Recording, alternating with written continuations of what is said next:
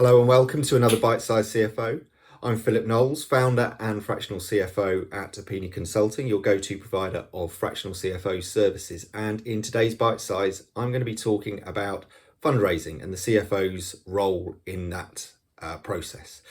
And I'll touch firstly very briefly on what I'd call smaller fundraisings. These are bank loans, overdrafts, invoice discounting, working capital fundings. And typically those fundings are carried out by the CFO, who will approach banks and specialist providers. Often these are the types of providers that will be advertising on LinkedIn, sending you emails. I'm thinking the likes of Funding Circle, for instance.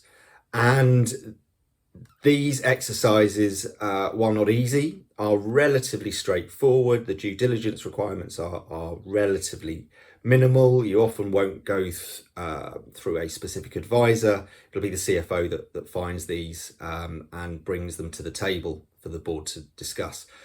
What I'm going to talk about mainly today is what I call the larger, more strategic fundraising. And these are more significant structured debt instruments. These are equity investments or some sort of combination of the two, maybe debt with an equity kicker, warranties, convertibles, etc.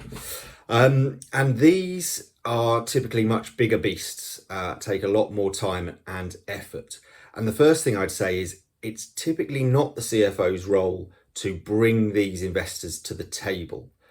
CFO may well have a bank of contacts, a network of people that they can contact, but most of the time you'll want to engage a broker, financial advisor of some sort who's got a significant book of contacts, who knows what's going on in the market, who's investing, what their requirements are, who's the most likely, how to approach them, who to speak to, all of that information. And yes, they'll take a fee for it, and it could be a fairly eye-watering fee sometimes, but these guys are essential. So what does the CFO do here? Are they just sort of sat here doing not a lot? Well, absolutely not. No, the CFO's role is crucial here.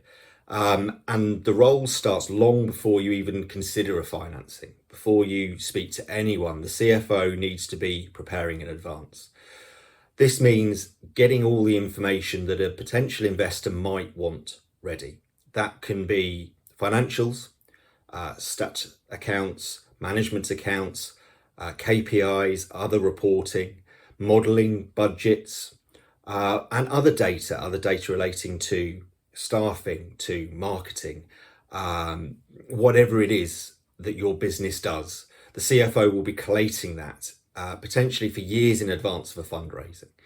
And the more information you've got and the more you understand about your own business when it comes to undertaking a fundraising, the better the likelihood of getting something across the line. So that's where the CFO's job starts. And then when the process starts, well, the CFO is often the point person for the whole fundraising exercise. The CFO will be coordinating all the different parties, the investors, the advisors, the lawyers, the accountants, the board and the management team. They'll be the custodian of all the information and the data. They'll be responsible for pulling a data room together, and I would urge any business to be preparing a data room in the background, even if you don't think you're going to be doing anything, because I think it's great corporate governance. It will give you a huge amount of information about your own business that can come in handy. And when something does happen, whether that's someone looking to buy you, whether that's a potential investor coming in, a new project, you've got all that information ready to go. And then the main job of the CFO is to be the expert in the room for all the discussions with the investor. The CEO obviously will have a huge amount of information about the industry and the business as a whole, but the CFO will probably be the only person who's got a proper grasp of the numbers and should be able to articulate that alongside the business case. And a great CFO will not just be a numbers man, they will understand the business inside out, be able to articulate that to a potential investor. So the CFO is the expert in the room. They should be able to not just understand the numbers, but to be able to explain what those numbers mean and link those to the business case. And therefore, the CFO is absolutely crucial. And the sooner you can get a CFO into your business who is thinking about that, the better the chances of you getting the investment or the transaction that you're looking to do done at the end of it. There's a lot more to financing. This is just a very brief overview of it.